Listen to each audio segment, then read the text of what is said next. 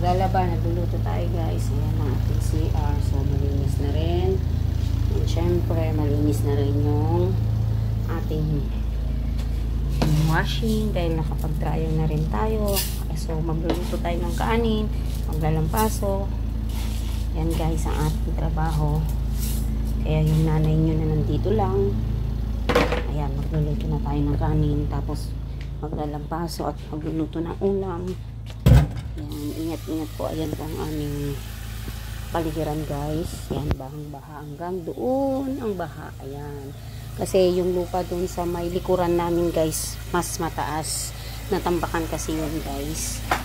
Kaya pag konting ulan lang ay nababaha na kami.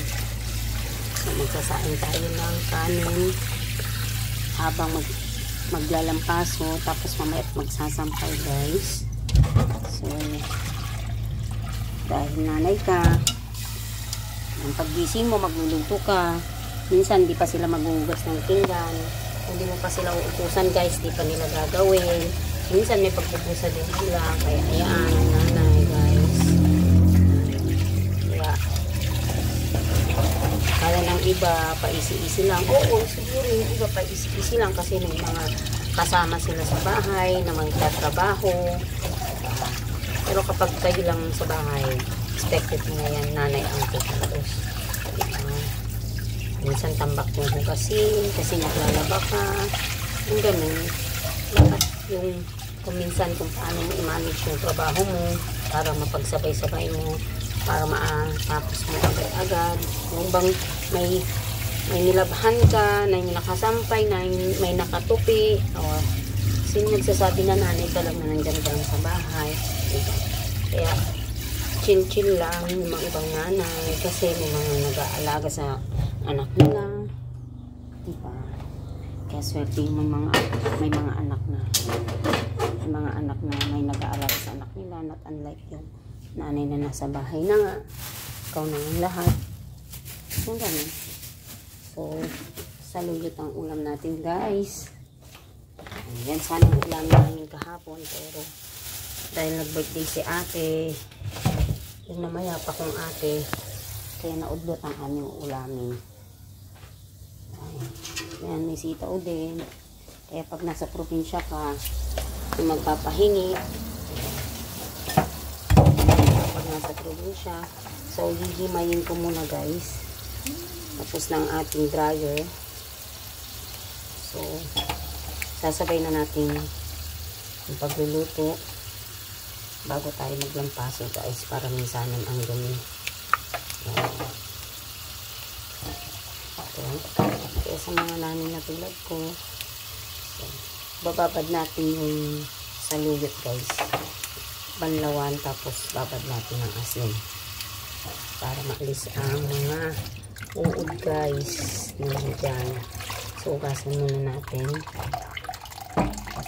ng saluyot.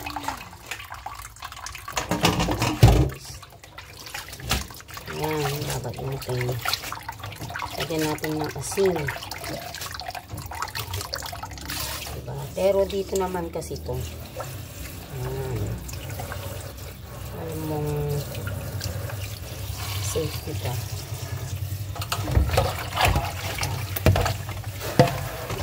Malupabok, malupa ang ating saluyot. Kaya hugasan ng maigi. May uod pa guys. Tapos may mga nakabantay pang pusa. Ayan mo yun. Kahit maglilinis ka, yung mga paa nila, kasi hindi naman marunong mag-punas ng paa. Ayan guys. Basan natin ang saluyot. Ayan. Tapos bababad natin ng asin. Sa tubig. Nagluluto na rin tayo habang nagluluto ng kanin. Lagyan natin ng asin guys. Kuha ko ng asin. Babad natin sa asin. Asin. Babad natin sa asin. Siyempre yung gulay. Lagyan natin ng asin. At natin yun. Ayan.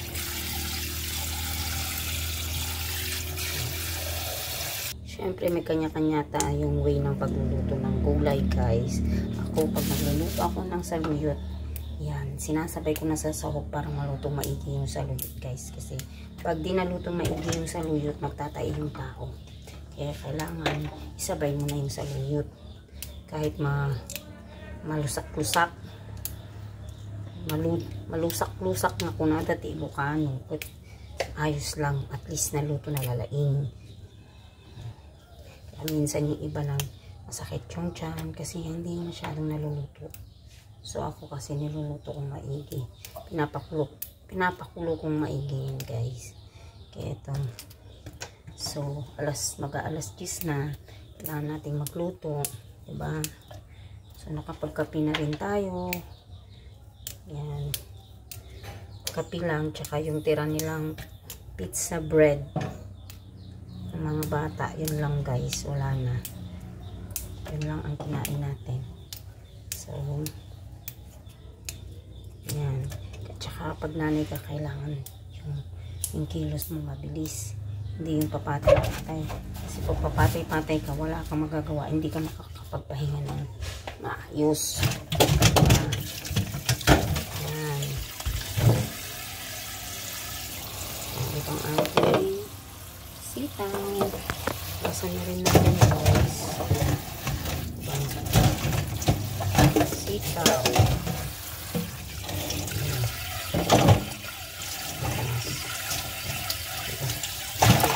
Siyempre, linisan natin maiging so, make sure natin na malinis. Susunod natin ang talong. Ayan. Usually sinanay ko guys, ayan, ito kinakain yung dugo, sarap naman siya. Ayan, hiwain lang natin sa gitna, baka may uod.